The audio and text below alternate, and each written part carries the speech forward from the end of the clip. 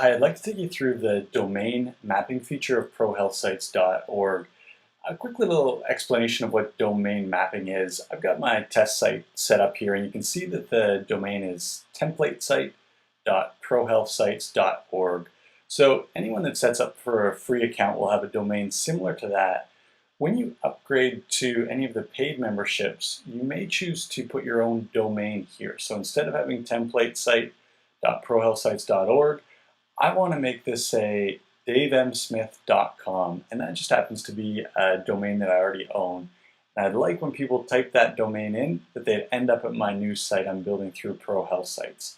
So here's how I do it. I'm going to go into my dashboard, and you'll see that the program or the plan I have is a starter plan, so it's required that you're in a paid membership to do domain mapping. Once you're in your dashboard, you can scroll over here and go to Tools, and then you'll see an option for domain mapping, and you can click on that. Once we're in here, it's got some instructions, and they're pretty easy to follow. Domain mapping allows you to link your own domain with ProHealth Sites, your ProHealth Sites website, and then it gives you your instructions to follow. I'll just take you through how these instructions work. So the first part is the only really tricky part. The rest is really easy. We need to add what's called a DNS-A record pointing at the IP address to the server. So basically what that means is wherever you purchased your domain, we need to tell that domain that it should lead to the website you're building through prohealthsites.org. The way we do that is we take this IP address for ProHealth Sites, and I'm just going to copy that. Then I'm going to go over here, and I'm already logged into my GoDaddy account where I keep my domain names. And you'll see right here I've got davemsmith.com, and I'm going to click the little down arrow here, and you'll see an option to manage the DNS. And if you're doing this in a different website where you purchased your domain, it might be slightly different layout, but the functionality will still be the same. So I go down to my DNS records, and you can see that there's already what's called an A record, and you can tell it's an A record because it has this @ symbol under the A record heading here.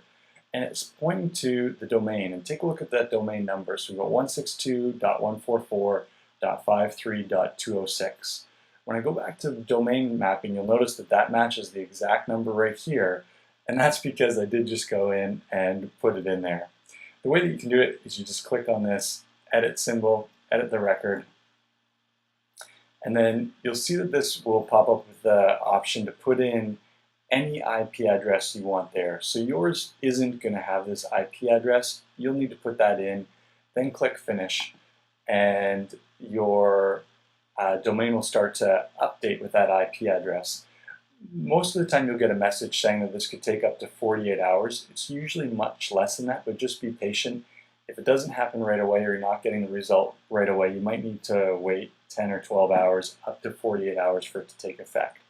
So that's step number one. I'm going to go back to my dashboard here into the control panel, and you can see step number one says add a DNS-A record pointing the IP address to the server.